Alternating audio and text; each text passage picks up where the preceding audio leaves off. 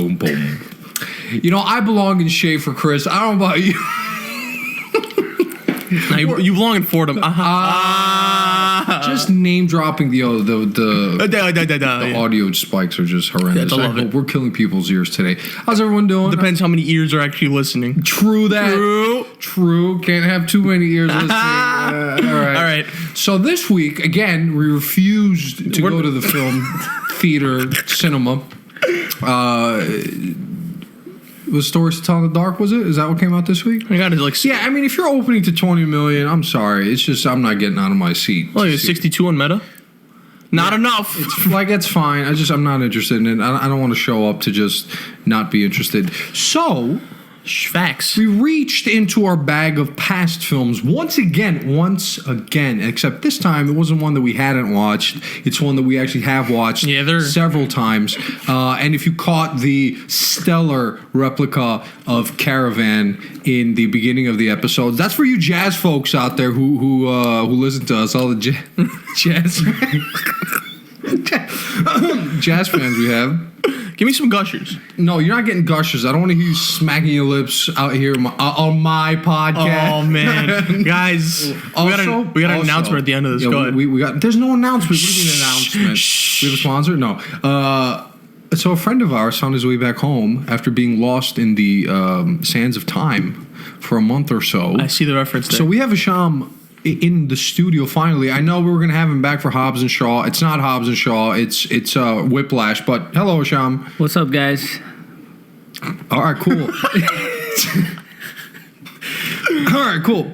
Well, you want me to say more things? Yeah, you can say more things. Oh yeah, just came back from Egypt. Yeah. I don't know what sands of time you're talking from there. It was a bad reference. How was your vacation? It was I, man. Paid leave. So paid leave. You know, shmoney team. Shmoney team indeed. Yeah, so today we're going to review Whiplash. It's a film me and Chris are very affectionate for. So just right off the bat, nothing's lower than a 9 is coming out of today. Definitely not. This is obviously going to be spoiler heavy as it came out, 2014, 15? Yeah, Yes, okay. 2014. Yeah, J.K. Simmons won a Best Actor award for this. Supporting actor award. For J. Jonah Jameson. For J. Jonah, for Fletcher in this. He did a rightfully great job. so. Yeah, this was Damien Chazelle's first film. He followed it up with La La Land. Have you seen La La Land? Yes, sir. I still think this is the stronger of the two films. Oh, absolutely. A little bit more cohesive, a little more to the point, speaks to his character a little bit more. Has he released anything else? He has written some things. Okay. You want me to look it up? Yeah, sure. Go ahead, Hisham. Yes, that distant voice is not having a third mic, Hisham. Miceless Sham. That's what we're gonna do today, man. Yeah. But yeah, we're gonna talk about the film. I just saw it. Oh, he did First Man. Right. It was. And we reviewed that. Yeah, we did. So you can, Nice plug. Yeah, thank you, Hisham, for plugging Thanks. the Our 2 Cents podcast in the Our 2 Cents podcast. Yeah, it was a very different film, that one. You know, he strayed away from the music. Singing, themes. yeah. Yeah, I still think this is his best one. Yeah, I can't believe I forgot it. It's like releasing the Illmatic, and then just you got to follow up on everything. That's a Nas reference, yeah? Yeah. A lot of music references. A lot of music. And you know, there's a lot of jazz in the Illmatic album. Is there? There is, no. That's cool. Yeah. That's okay. Really cool. All right, so let's jump into this, Chris. When was the last time you saw this so the folks at home know how much you care about this podcast? Well, I have it on Blu-ray. Okay. Oh. So there you go. Yeah, a little flex. But I've seen like parts of it on YouTube. Sure. There's scenes you go back to. I don't know. I liked playlist. Yeah. But whole version, it's been a few months ago. All right. Cool. Yeah, cool. Hisham, when was the last time you saw it? I know you're sifting through Wikipedia right now trying to recall what the hell happens. Thanks for the exposure, bro. It's fine. Look, this is a very open show. I like that. I feel like comfortable around this, but last time I saw this, I don't have enough money for Blu-ray. Cool. But, that's cool. I watch highlight reels on YouTube from time to time. Highlight reels. You know that random pop-up. Yeah, ESPN highlight reels. Fletcher throwing things. Yeah. Highlight reel. Top 10 plays Fletcher. from downtown. Here's Fletcher. Bang. Top 10 Andrew Neiman. Yeah. You know, to this day, I can't figure out how the YouTube recommendation thing works. No one knows. No one knows. But it pops up. Yeah. I watch. Yeah. Do you recall the memory of the first time you saw this, or where you saw it? Were you at home? Were you in the theater? Funny enough, Chris recommended this movie. Okay. So, and you listened to him. And I listened to him. That's kind of crazy. Very rare occurrence where I listen to him. Keep it like that.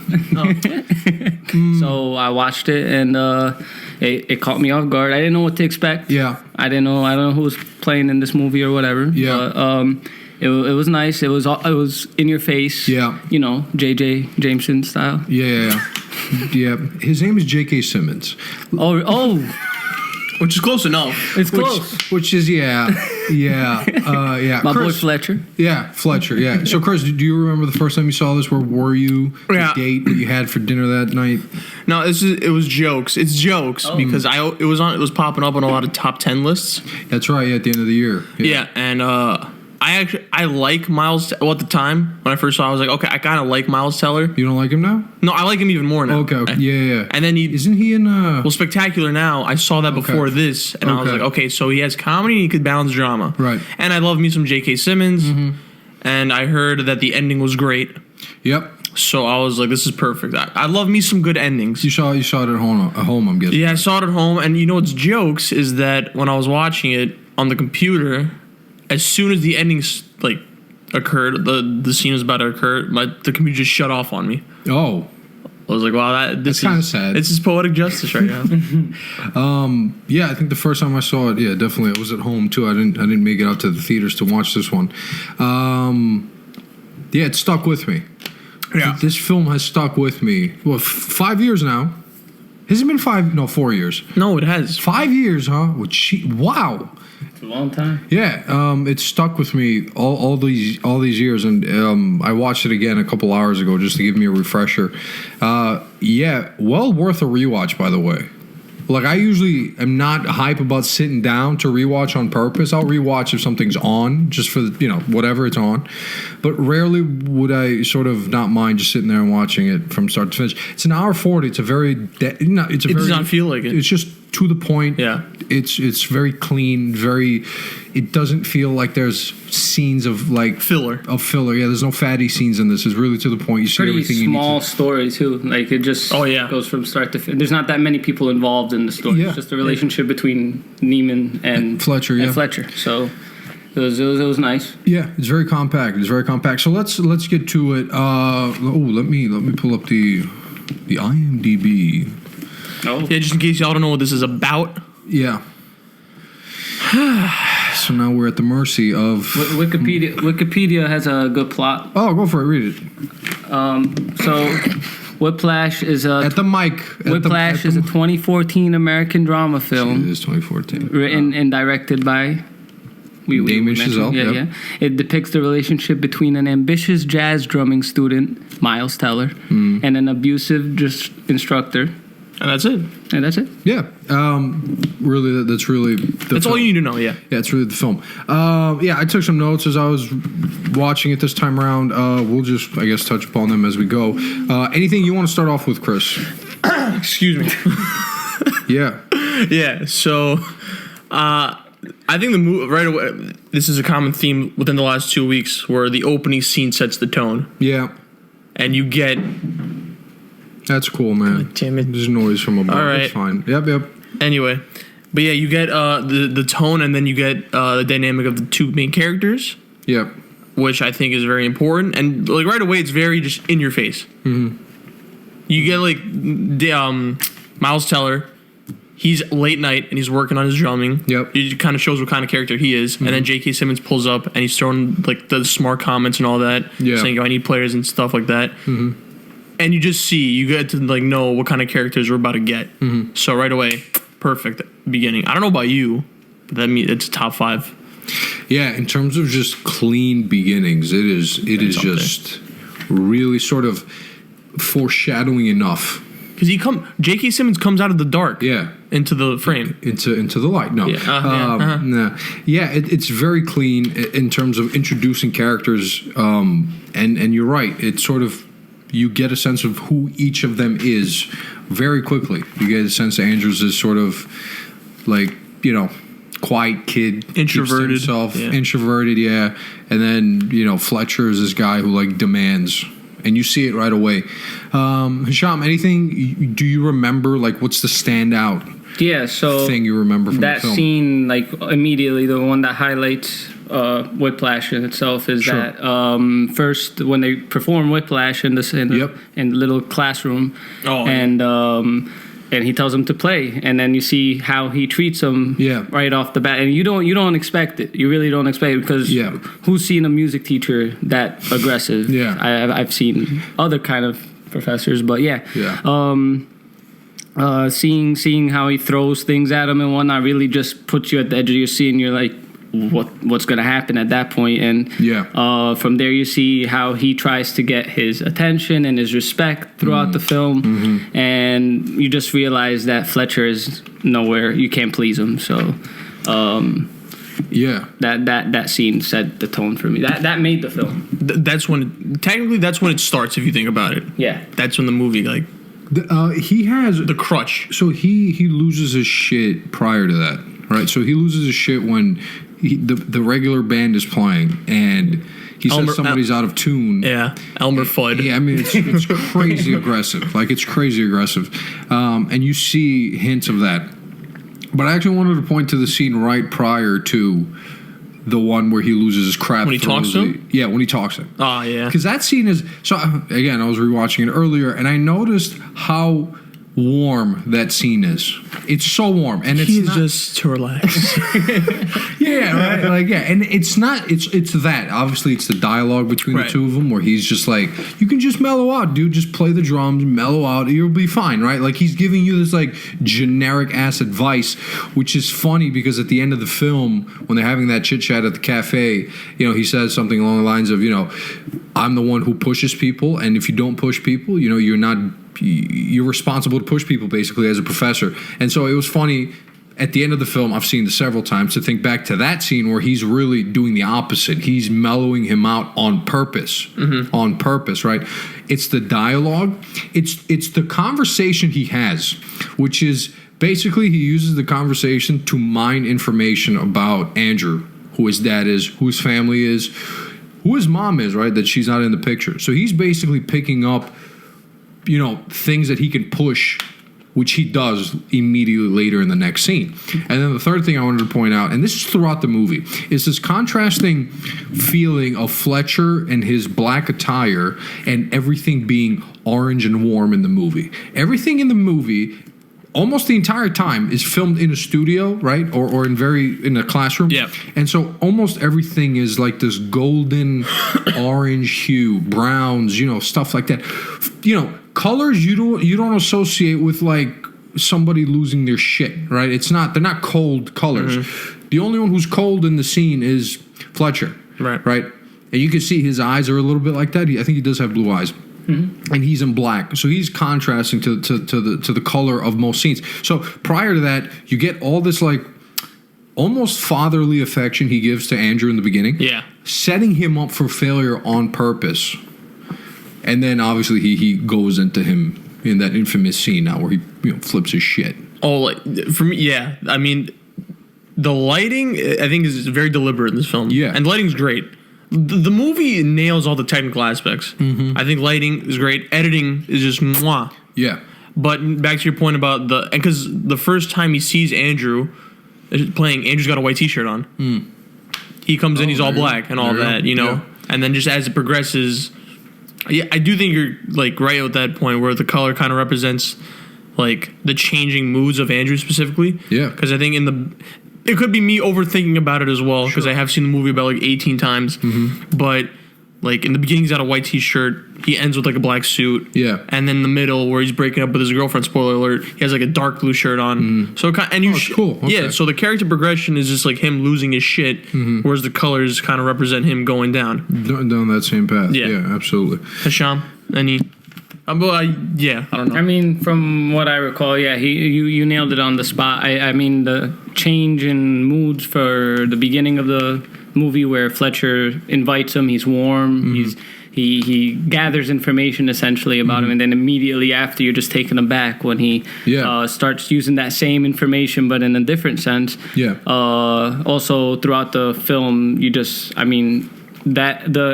it contrasts towards the ending where they both sort of they unite at the end and they start playing the Well, we'll get to the ending. We'll get to the ending. I won't jump to that. But Go ahead. Okay. No. What I wanted to say was so he gets. I kind of wrote my notes in order of the film. So okay, all right. So you guide us, my son. Down, Go ahead, Sensei. I'll just have say what I have here. When he gets brought into the core, right? That he gets come play with studio. Yeah. When he tells him that, it's funny that he gets that boost in confidence in that moment, and it's in the exact scene after that. He asks the girl out. Nicole. Great scene, by the way. Very awkward. Very correctly awkward scene of how to ask someone out. It was at the movies, right? At the movies, yeah. If I recall. He asked Supergirl out. Yeah. Yes. For CW people out there. What's also funny is the relationship between the dad and him is also peculiar.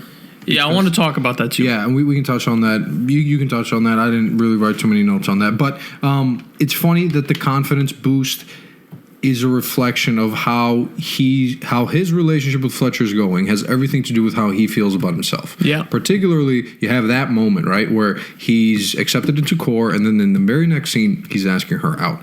In the next big interaction between the two of them is when he loses his seat and it becomes a rotation thing. He tells Nicole, we have to break up because I need to focus on my shit, right? Mm-hmm. So again, the relationship with Fletcher... You're missing the diner scene between them. Yeah, but that has nothing to do with Fletcher, right? That's just them on their dating, right? Was that before? That's in the middle of everything. Okay. It doesn't really come... There's no boiling point with Fletcher that leads to that scene. At least I don't remember. And so that other scene is where, he loses his seat, and then immediately he breaks up with her, right? So that it goes sour with Fletcher, it goes sour with Nicole. At the end of the movie, towards the final end of it, that he sees Fletcher in the cafe and they sit down and they talk. Fletcher invites him to JVC, right? He says, I want you to play drums for me. He immediately gets his boost of confidence. Calls her back. What does he do? He calls Nicole up, who just happens to be in a relationship now. She's moved on, right? Yeah. So there's this sad symbiosis he has with how Fletcher perceives him that seeps into the rest of his life. Right. It seeps into the rest of it, right? And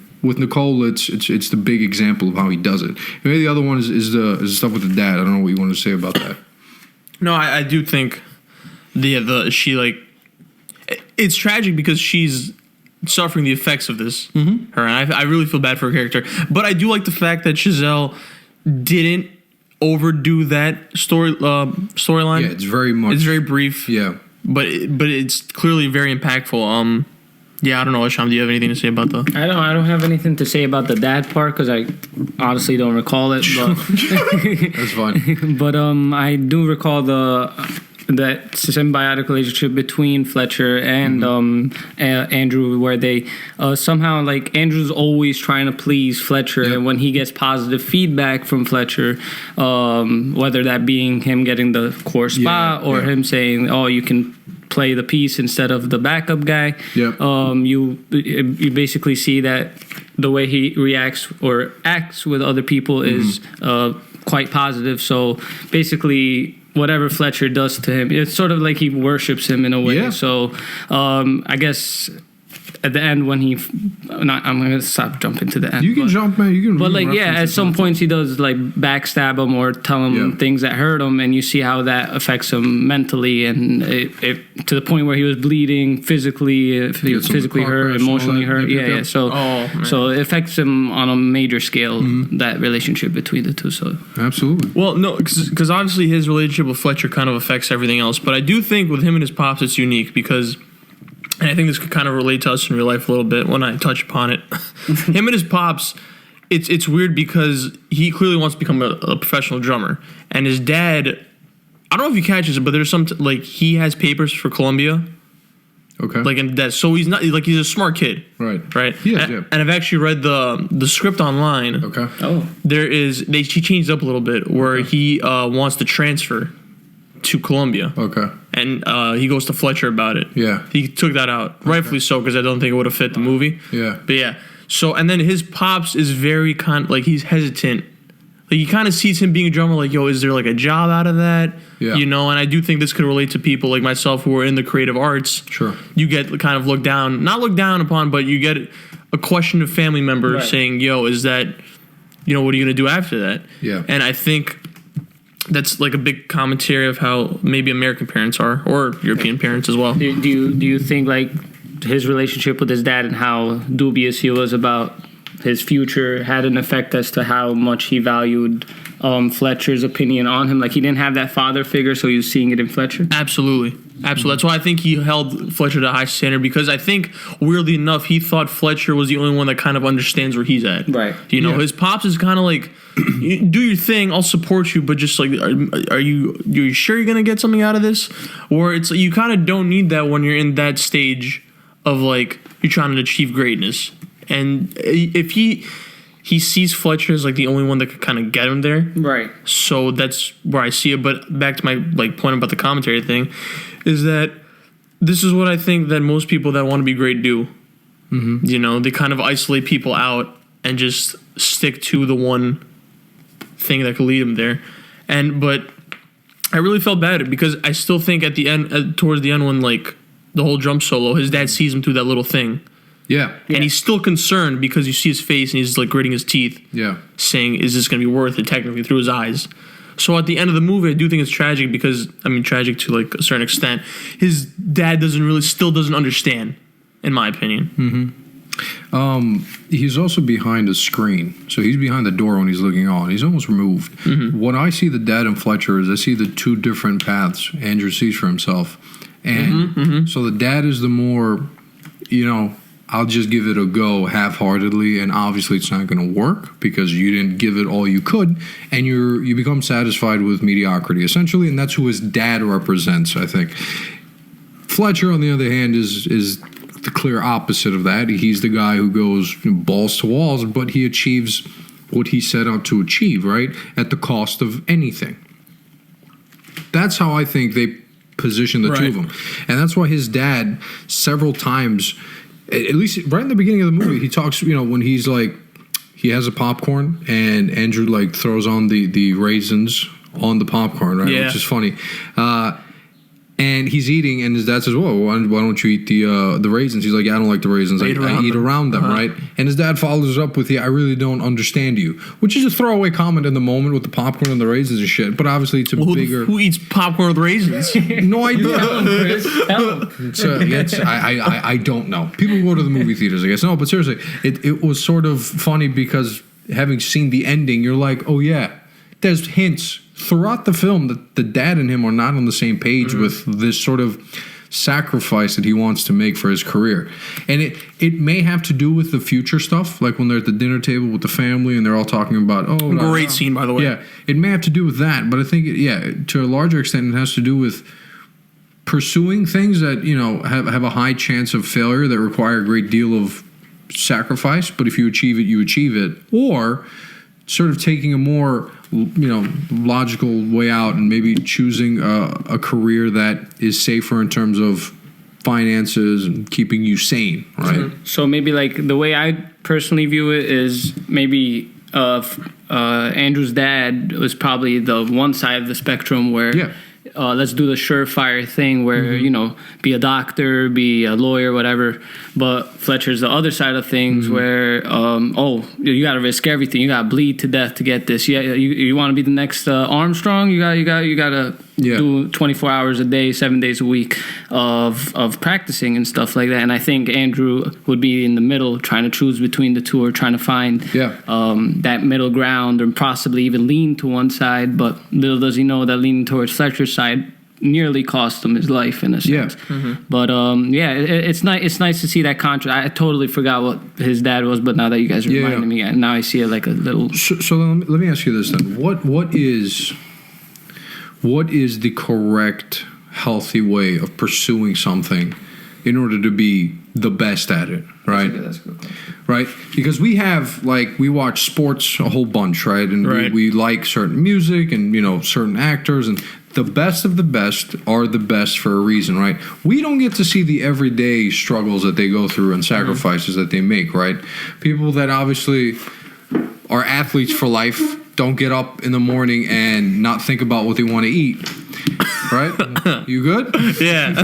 Like they don't think about what. I just love how you said don't get up. I got up, guys. Sorry. Yeah, exactly. That's why you're here.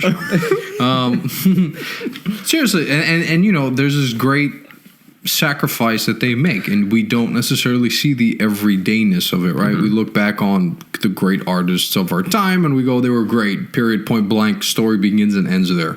So when they're in the cafe, and yeah, perhaps I'm jumping, whatever, at this point, he says to him, Fletcher tells him, he's like, my job was to find the next Charlie Parker, and the way I would do it is by pushing people to the point of breaking, and then if they didn't break, they were going to be the next Charlie Parker, right? So it's this idea of, I'm going to push you all the way, and then if you keep up with me, then congratulations, that's what makes you great. Mm-hmm. But in the process, right, you lose relationships, you lose connections to your family, you lose just about everything else to be great at that one thing. Mm-hmm. So then I ask you, like, what is, from someone who's very average, asking somebody else who's very average. It was even less average. To somebody else who's listening in that's, average. Plankton. Yeah. Just three average Joes here. The Average Joe's podcast. Thinking about, seriously, because to me, I'm very interested and caught up in this idea of, okay, so you want to be the best at this thing, right? Mm-hmm. So what is the way of doing it where you don't isolate and destroy the rest of your life, right? Because it's I think it's such a fine line, right? It's such a fine line between you become the best at this one thing and then everything else goes to shit, right? And this movie explores it, and I think it asks you at the end, it's like, what are you willing to do and how are you willing to do it? Like, was Fletcher wrong, basically? I mean that's a very I guess it's a personal approach for me because I play soccer on the side as well. Sure. Goat. That's a goat thing. Yeah. And it's gotten to the point where I was doing both school and soccer at the same time. Right. But you do have to make a choice at some point because time is dedicated to each one. Right. And if you want to be the best at one thing, you got to sacrifice the other. So it really depends on what the people above you. So, like, my parents didn't support me doing anything but school. So not having that sense of support and people around you, like, pushing you towards that goal really could cost you from hidden potential, if anything. So you said something that's interesting, right? You said people pushing you. Yeah, I mean, in the film, the only person pushing... Fletcher. Right. So do you think that's correct? Do you think that's the right way? For me? I mean... Let's say for you, and then let's say in general. Like, do you think that's the right way? You're saying strictly Fletcher's ways? Like, abuse and all? Not to, the point of throwing chairs at you. I mean, that's all I saw in the sense. But, like, it's... Like, for me, it's... So the example in the beginning, right, where he interrogates him. Let me ask you a question. If you had a personal coach and someone who would sit with you every Wednesday practicing drills and stuff like that, and you persist till this day with whatever activity that you want to do, would you be better at this? I'm scared to say that if that person who was doing that to me, a la Fletcher, had achieved something in life. Okay, well, let's define a Fletcher. What's a Fletcher? Well, he's very sort of well known. He's renowned. He's talented. He's talented. People know him in that field, right? So it'd be the equivalent of a high end coach coaching me, to say you're part of this team, right? Right. I'm scared to say, I would probably sit through all that shit. On a Wednesday, let's say 5 to 8. 5 to 8, I'd probably do every it. day. I'd probably every week for the rest of your life. If he thought I was good enough, because that's what I think the key is. You have potential. Yeah, he knows that you're good enough. It's just he's going to constantly test you and make you think you're not good enough. You are good enough because he's already chosen you. No. Right? Let me add another caveat. Now, your dad's on the side saying, what are you doing? Yeah, what are you doing with your life? You have books. Right. You need to study. So would you put all of your mind into that still, or would you be as good as he wants you to be, as Fletcher wants you to be? I mean, that's a fair question. Well, no, I think you have to take into account situations as well. Yeah, of course. But your question is Fletcher's way the right way, right? Yeah, it's like having this domineering person constantly push you and make these like horrible situations for you just so you can prove that you're not weak, essentially. Because I want to give you the examples, right? Because in the beginning of the movie, he does it where he takes him out of the thing, he makes him chill out, and then he brings him into the office. So he almost prepares him to fail just so that the next day, because this is exactly what happens, he gets messed up in the band, and then the next day he wakes up in the morning and he practices. Right. That's what he does. The other example, where the hell is this? I have no idea where. Well, like well, first of all, he says 6 a.m. call time. And it's 9. It's 9, right? Yeah. It's the game of I'm going to bring in Connolly, who I know isn't as good as you, and it sounds literally worse. And he's like, you know he's not as good as you. Yeah. But I'm going to play this game, right? I'm going to keep playing this game of making these. I'm going to manufacture ways for you to keep falling and tripping, so that you can have the opportunity to keep getting back up. Because you know how in life you keep hearing the shit of, it's not about falling down. It's about getting yourself. Yeah. So what if I'm saying, okay, fine, I hear you, and if we agree to that, if we both agree, if all three of us agree to the fact that, okay, it's about persevering through shit, what makes me a bad person to manufacture bad shit for you to happen so you can persevere through it?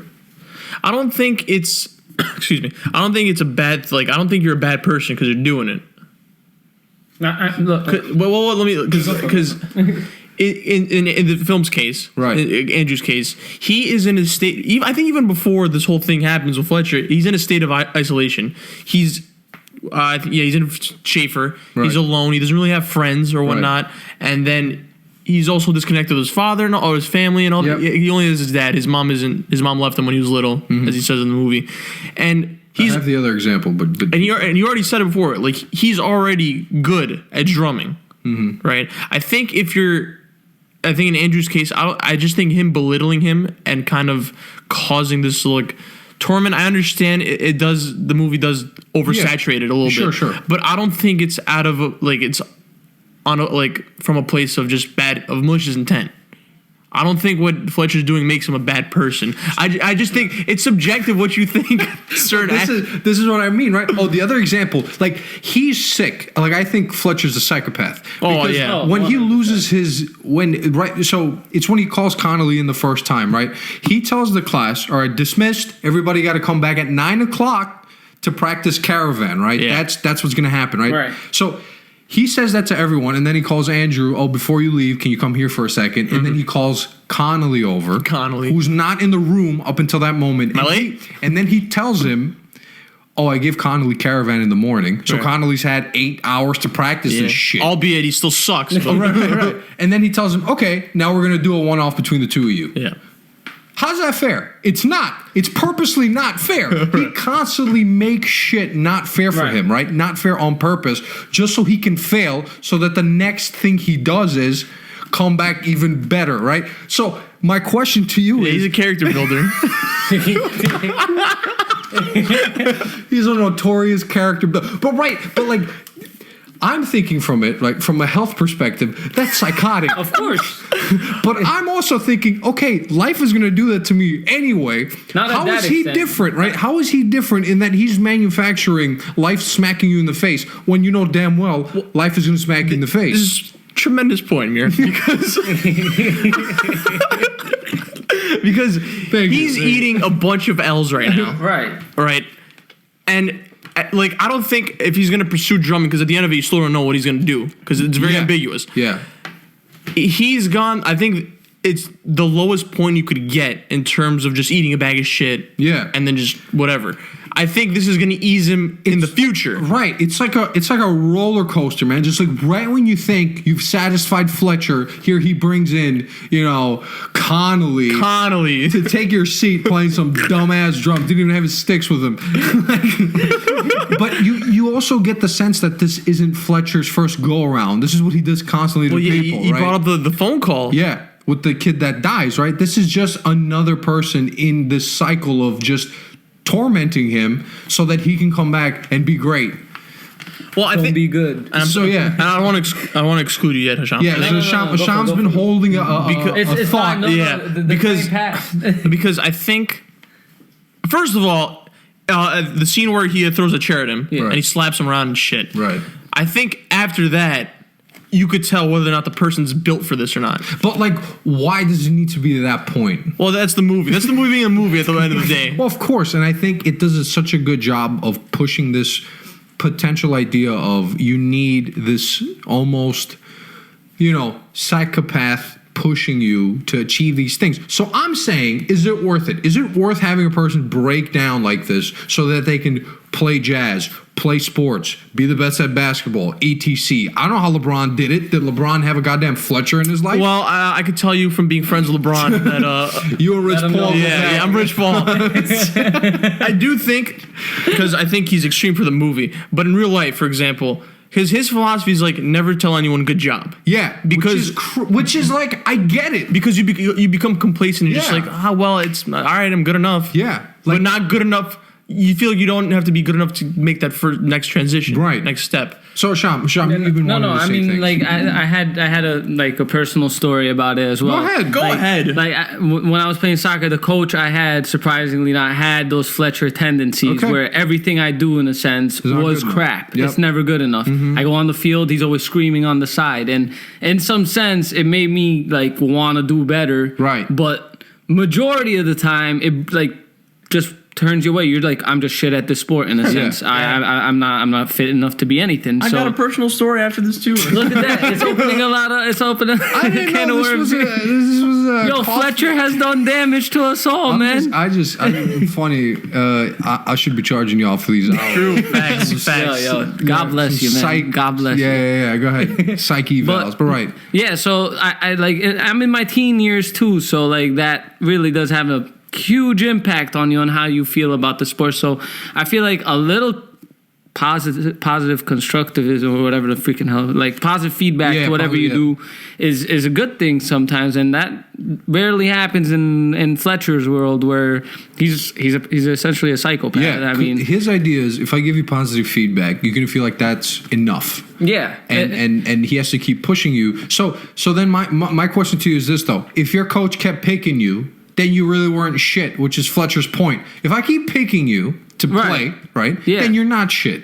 You can't be shit. If you're shit, you wouldn't be here. I don't need to just be picked to play. I mean, maybe he just needed that space filled. There's not a right back or something like that. So because that's the point. He was the only drummer in the movie. So there's two. There's three. There's three, right? But like two were clearly like shittier, and one only had the drive to do it. But like this is Schaefer, right? This is like the top. Right. So you getting like I understand if you're getting chosen for like some run of the mill whatever. Who cares? But this is a guy who knows music picking you to play music, right? It's an honor. Granted, he's completely destroying you, right? So this is the line I'm talking about, right? Because he does mention, Andrew does, he says something along the lines of, what if you keep pushing too far and you push that person away from what they love? You discourage them, right? Yeah, that's the word, Chief. It took a whole sentence to say discourage. God damn.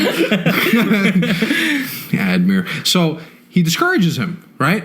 But then he says, if you're that easily discouraged, then you're not meant to be that great. Because he's assuming, and again, I don't think this is wrong, that life and this path of being the best at X is going to be a lot harder than a guy yelling at you in a classroom. I really but like in the future, if he actually becomes a drummer out of Schaefer, you really think he's still going to be doing drills to the point where he bleeds or whatnot? You just practice the note sheet and you're good to go. You just perform it when the time comes. I feel like it mellows out in the future. Like I don't know.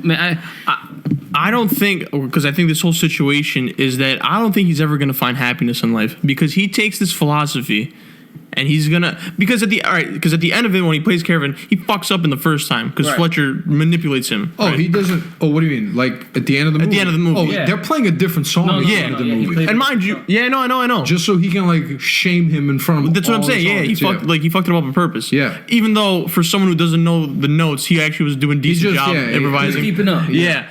And then after that, he kills it. So when he played Caravan. Yeah. But at the same time, like, critics aren't going to forget the first part, you know? Right. So I don't think if he comes away with this, it's going to be to an extent where, all right, well, you had a good ending, but you started off shit. So I think this whole philosophy of Fletcher is going to be instilled in him to a point where he's just not going to be happy in life. Because he's going to be like, well, it could. This is the same thing. Same thing as Daniel Plainview when we talked about last week. There Will Be Blood. Yeah. I think Andrew's gonna be a character where he's just gonna not stop and smell the roses. It's like, all right, well, what's next? Right. Which is tragic to a point because I mean, this guy did it. But like in a field like this where it's drumming or like these kind of fields where you have to do it out of passion and love for it, you got to be happy doing this. If you're miserable all the time, then is it really like something you should pursue? Well, like think about all the artists that have died as they were doing their 27 Club. All right. Like, is that a Wikipedia thing? All right. Yeah. No, like Kurt Cobain. Kurt Cobain and all. Get off YouTube at 4 a.m. and go to sleep, bro. Stop staying on that shit. He caught me off rabbit hole. What the hell is a 27? No. Yeah, look it up. No, but that's the idea, right? You have all these artists who get so caught up in their shit, and this is not just, playing whatever. It's across a spectrum of sports and all this crap, where they almost damage themselves in the process, right? So yeah, I guess you can. Is it worth it at the end of the day? Is it worth it? If that's what makes you great, and you want to be great, and you want to have a name in this thing, then I guess you have to do a lot and sacrifice a lot around you, right? I mean, that's the difference between average Joes like us and the person who sacrificed everything, right? Yeah. Yeah, but don't forget, because when you bring up the point that you got to be happy doing this, at the point of the movie, after I think the car crash scene, he puts the drum set away. He quits. Yeah. Yes. Briefly. And then he pulls back up. He draws him back in. Yeah. Right, but like, what happens in the future when something that's non-Fletcher related happens? Is he going to put him back away? Know. I think Fletcher is meant to be that guy who like forces you to dig deep enough. Deeper than you thought you could dig inside yourself to pull out this magic, right? You pull out this rabbit out of the hat.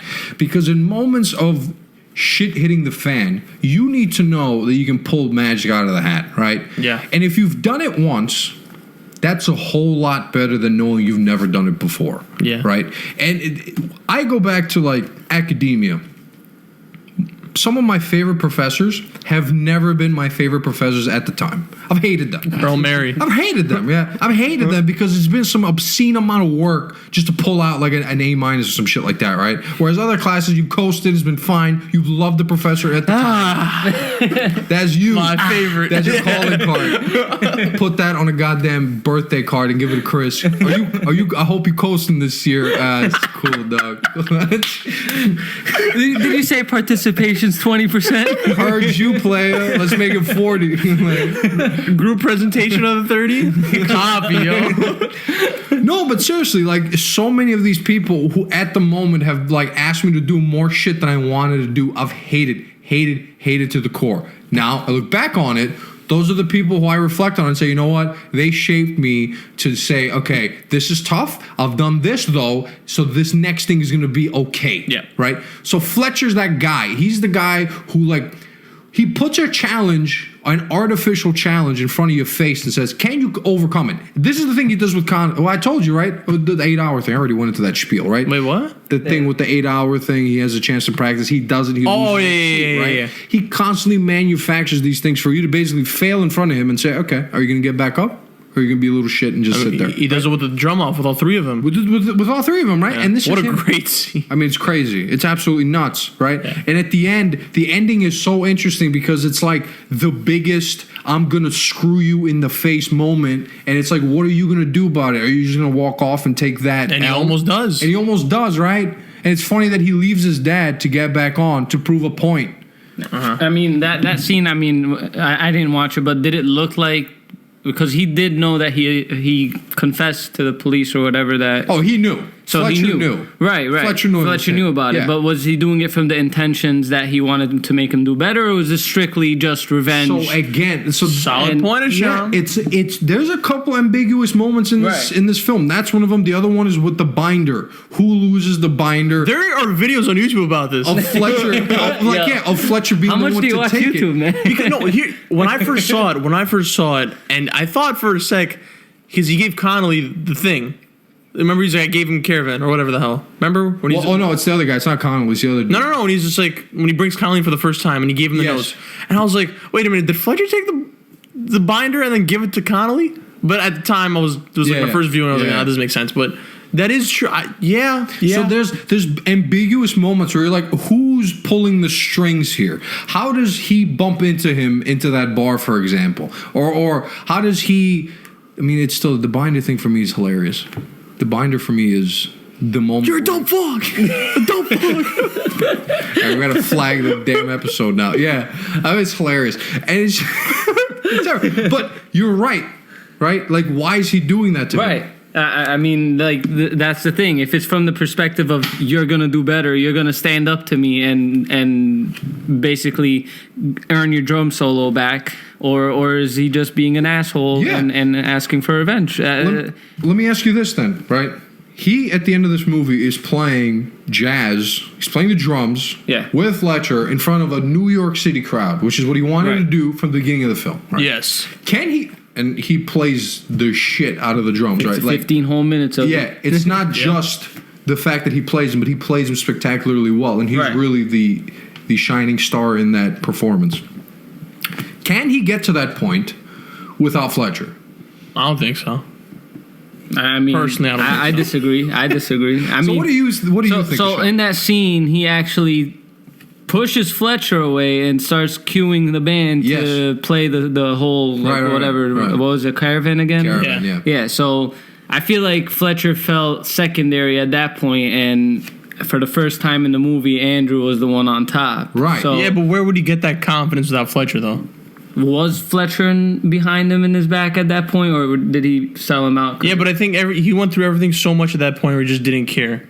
Right. I mean, he's been through a lot at that point. At that point in the film, he's a broken man. Which is what I'm saying. Yeah. It's like Fletcher is meant to break you on purpose so that you don't care. Like, once you've been through that hell, you're like, man, for New York City, I'm going to play Caravan, I'm going to play the shit out of it, and I'm going to be 100% confident, and I'm going to tell you, step off, because it's my drum set and all this and all that. But I don't think we get to that point unless he's been through the car crash, through, him calling him X, Y, and Z, breaking up, feeling like shit, drums are away, drums are back. This whole arc, right, can't exist if he doesn't get pushed to that point. So is the film then at the end trying to say, is Fletcher sort of right?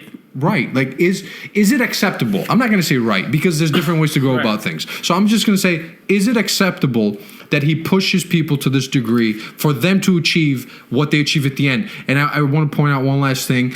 At the end of the film, he smiles at it. He smiles. And he says, good job. He mouths the words, good job. Does he actually? Yes, he does. I didn't see that. That's cool. That's new. Yeah, he does. That's new. So he gets the approval that he's been seeking, right? I don't know if this closes a circle on it, but do you think this film verifies that sort of method works? That's an acceptable method to achieving great things? Are we including like the physical punishment side? Or we're just saying to an take extreme? The drama a little bit away from it. Okay. But yeah, having this extreme person push you to the nth degree for you to produce magic. Or should people be self-driven, and it's those people who are self-driven that should get to that place on their own. No, go ahead. I mean, like with that attitude or that style of teaching or like pushing, you really relying heavily on the person in front of you to have that mental fortitude to withstand it in a sense and like come back from it. Yep. If I'm gonna take a gamble on this and say, majority of people that would undergo the same treatment probably would have broken down and said, I'm not doing this no more. You're going to hurt me, and this isn't for me. Like, I'm not doing it. But then again, that's the difference. That's the difference. So he's looking for that one guy that's gonna withstand it all. But for a general population, someone who's trying to just do a career in it or whatever, I mean, I'm not looking to be the next Armstrong, but I do want to be good or like respected in the community for it. Right. I would take it to a certain extent, like Fletcher's methods, but like all the way to the end, I don't know. Because you think like there's 7 billion are we on this planet now? I have no idea. 7 billion people, whatever, right? Let's say half of them half of them are in our age range or willing to can achieve the same things as us. We're looking at 3 billion people. So you're right.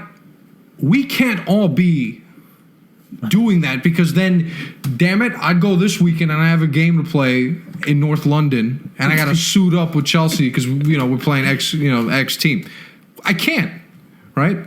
It wouldn't make sense if we all could Is my point. Right. Because then there wouldn't be the greatest at this thing. There wouldn't be a Michael Jordan. There wouldn't Right. Right? There wouldn't. And, I mean, athletes are, like, I think the best. And I think I've always been gravitated towards athletes who have, like, been on the top, have fallen a little bit, and then have come back. Michael Jordan is a great example. He came in as a darling, put up incredible numbers as a rookie. Cut from his high school team. Yeah, whatever the story is. But for me, it's the fact he got completely squashed out of the playoffs consistently in the beginning. And what happened? He came back. He went, he gained muscle weight. He became this aggressive guy. Came back and he won titles, right? LeBron James is similar. LeBron James had to eat shit in Cleveland, had to eat shit with the Miami Heat. But he was deemed the chosen one, though, from going from high school to this is what I mean. Right. There's expectations, and Fletcher is the guy who's giving you expectations. He's the one who said you're the chosen one. Yeah. Right? He's just not outwardly saying it to your face, but he selected you. That's the point. I mean, that scene where he warmly invites him to the band is that scene where he goes, I have faith in your potential. Like, come through. He has to have seen something. He's not just doing this for his own pleasure, right? So, I hope not. So, there's always these stories of the best athletes having to come through shit in order to win at the end, right? Right. Not everybody can do it. And it has nothing to do with, it's not just having the talent to produce, right? There may be a couple people on this planet that can play basketball as good as LeBron James. There could be, right? Sham's one of them. Sure. 100%. But it's like the division almost then starts, it's not about the athlete, naturally speaking, sort of, what you can do. It's like what's in your head. Mm-hmm. And that's what this film feels like. He's not the best drummer in the beginning of this movie. He's not. It's the work he puts in. You see that he doesn't get better because he's magically good. He gets better because he does nothing else but practice. Hours and hours. Yeah. What's the 10,000 hour rule? Is that what it is? Whatever. Yeah, that's a thing. What? You have to 10,000 hours to master something. It's been proven. Yeah, whatever. Suspect. But the idea is you need to put time to become good at the thing, right? Go ahead. We're so accustomed to thinking that you're great at something because you're just great at it, and that's not what it is. People don't understand the process to get there. But okay, so if I give you 10,000 hours to practice something, but not Fletcher-wise, you just practice 10,000 hours normally, do pieces, ensembles, whatever. Aren't you going to be good at that or great? I won't be as good. You won't be as good. No, because look, who's the best coach right now in soccer? You name one of the best coaches right now in soccer. Fahad Khan. It's a shout out. No, seriously, who's one of the best coaches? Guardiola, Klopp. Guardiola. Let's pick Pep Guardiola, right? Pep Guardiola doesn't shut the hell up with his team. Right. You've seen this. Right. They'll win 5-0. And he'll still push him. He'll still push him, right?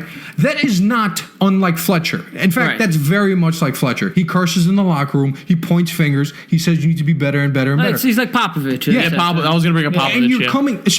So these people exist in the real world. Fletcher is dramatized for the sake of a film. But we have coaches in the real world, in the mainstream, who have a similar approach to coaching. Yeah. Right? And you know what they do? They win titles. So it's not just, for the sake of it, but they have proof that their method works. And it's the method of pushing shit all the way to the end so you can produce. Klopp is the same thing. Even though Klopp comes off as a nice guy, watching him during the games, he's completely different animal. His face is contorted for 90 minutes because he wants the best out of his players. He's yelling, he's pointing, he's doing all this shit, right? You have other coaches who have won but are less aggressive with their shit. Less extreme with their shit, which is why this film is, I think, to wrap it up, because it's almost about to be an hour. Sheesh. Oh, man. Nice. To wrap it up, though, my final point will be that it makes the case for an approach to being great at something that people don't want to hear and listen to. I get uncomfortable watching this movie. It's a road less taken, but it has results. It has results because, finding other ways to do it is very difficult. Oh, yeah, 100%. I mean, you really, like a guy that really pushes the human to an extreme that you have to, fight back in a sense. So you need that kind of person. It's like why Greg Popovich never played basketball. Right. But he was he was a military guy. Yeah, but for some reason, I didn't even know he's revered revered in sports because he took players who normally wouldn't be that good. Who aren't the aesthetically pleasing, high flyers. Yeah, took them, molded them, pushed them to the end, and they became champions, right? This is what, because, I mean, this kind of deviating away from the point, but Popovich doesn't coach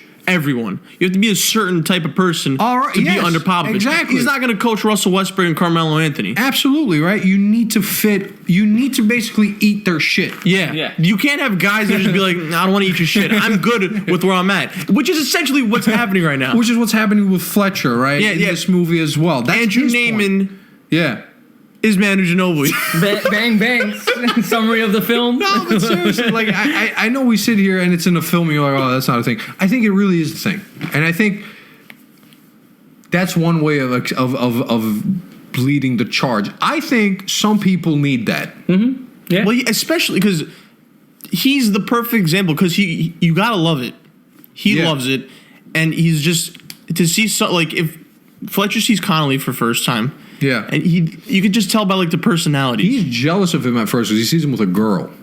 He's like macking with a girl outside the room. Yeah. But later on, he doesn't give a shit about him. He's talking about flip my pages, you blank, blank, blankety blank, whatever. Johnny Utah. So I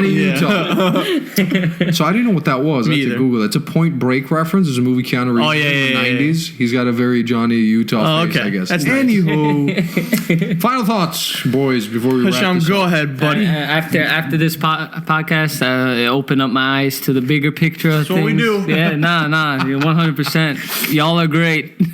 But it's a dope film. I suggest y'all watch it. It's your rating too. Oh right, I forgot rating. Go ahead. Oh man, you guys caught me off guard. I give this movie a solid 8.5. Cool. 8.5. I mean, it's a short story. There's a little things that were oversaturated, like you said, and they didn't open on other topics I forgot, but it didn't open up on other aspects of the story, from people. But overall 8.5. I liked it. Yeah, I felt like the one thing that they could have explored that they touch on very briefly is his relationship with his classmates. Yeah, which I thought would be a bigger thing. Classmates and the family aspects of things too. They only highlighted the father side, but how the mother had an impact on it. You see, but then I think that kind of deviates away from what they're trying to say. Yeah. I appreciate its simplicity and all, and how it was straight to the point between Fletcher and Andrew. But there's no fat in this movie. There's no grease. Straight raw facts. It's just clean. So that's why it does the point. But I'm asking for extra things. Sure. Chris. What? Rating? You know me. I do know you. I need to hear the number. It's my favorite movie of all time. I've told you this. Yeah. Oh. For me, it's at a 10. So okay. You're giving it a 10. It's a green 10. It's a 10? 10. This is a 10 to me. We've never had a 10 on the show. Ever. Well, I mean, I'd be damned. I thought I would give a 10 first before you. Nah, but you've never given a 10? Well, besides throwbacks, we haven't really gone past... Well, have you given a 9? I've given 9s. To who? Several 9s. To who? I know you gave 9 to Into the Spider-Verse. Yeah, I gave it 9 to Black Panther, but I revised it in a future episode. I gave it 8.5. You gave that a 9? I gave it a 9. It was way too high. Sheesh. It was our first film review ever. I was just excited to do really? the See, I was the sane one. I gave it an 8.3. You were the curmudgeon, and out here you are giving 10s. Oh, come on. Oprah Winfrey out here. What the hell do you give it? I've given it a 9. No, I've given that a 9. I've given other shit a 9. What the hell did we give last week? What did we give 8th grade? 8th grade must have been 9s. I guarantee you must have been. For me, at least, it must have been 9s. It was definitely, it was high 8s for me. And Hereditary. Hereditary's great. Hereditary. Yeah, you should check that out. I'm going to give it, wow. Go ahead, man. You can give it a 10 if you want. I'm sweating. I'm giving it a 9.5. Okay, let me change that to a 9. Let me give it a 9. This is why we give the guest the mic first to give the I thought you guys were harsh. No. Okay. This is one of my favorite films. Oh, yeah. It's stuck with me for such a long time. I was telling you before we were recording, the last 15 minutes I wanted to skip because I wanted to come here to record. Because you've seen it before. I've seen it before several times, but, I still sat there and I watched through this 15-minute drum solo. You're in awe. Just to see J.K. Simmons act with Miles Teller. It was amazing. So, 9.5. The only thing, again, is exploration of the relationship with the family, with the classmates. And Fletcher's character does become a little bit cartoonish when you watch it several times. He does come a bit like, is this really my thing? But that's really at 9.5 for me. Final things, anything? Are we done? Can we wrap up? Single-tiered people. Oh, yeah, this is a The good one-liners here. Pig. just hitting all the stuff. Yeah, thanks for hanging with us, Hisham. It's my pleasure. First day back. First day back. Wouldn't want to spend it any other way. Sorry for this impromptu. Yeah. You know, shout out, man. Yeah, you jumped right into this. You really were not. I was prepared. worried. I was worried. You sat there. You might have done a Fletcher on me, but I could have. Do you know what? Minor Fletcher flex. So, thanks for jumping in. I think you had some great thoughts. Appreciated. Chris, as always, it's great to see you and your biceps. Thank you. If there are any. Represent RJ Barrett. You know I'm looking out for you, boy. I know he's listening right now. Sponsored by Squarespace, just like your jersey is. As always, thanks for everybody who's listened to a whole hour of this shit. That went off the You better rails. love Whiplash if you're listening to this. Sheesh. I don't think I'm going to listen to this, but damn. All right, yeah. Thanks for listening. We're on Spotify, iTunes, Stitcher. What else? YouTube? Yes. Yep. Is that all 4? Are we missing one? I feel like we're always missing one. Definitely not SoundCloud. I feel like you guys go through this at this point. Make a list, man. You know what? Yeah, damn. I take notes. I should probably have a list. But yeah, those are it. iTunes, Spotify, Stitcher, YouTube. Give us ratings. Give us things. Peace. You want? What? Say deuces. Peace, man. All right. Deuces. Close us out. He said it. He said deuces. All right. And that's that, folks. Till next time.